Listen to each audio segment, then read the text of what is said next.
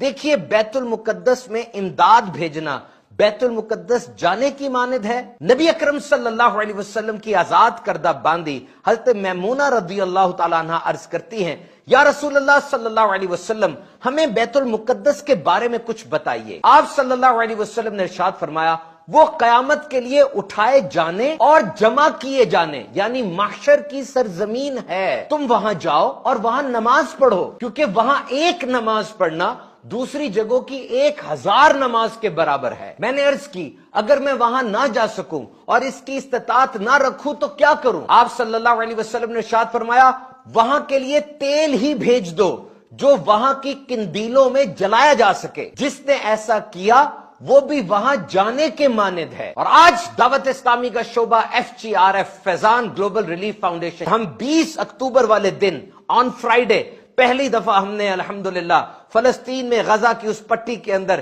کھانے کی ترسیل کا کام شروع کیا ہے۔ آپ بھی FGRF کے ذریعے اپنی امداد فلسطین کے غزہ کے ان مسلمانوں تک آسانی سے پہنچا سکتے ہیں۔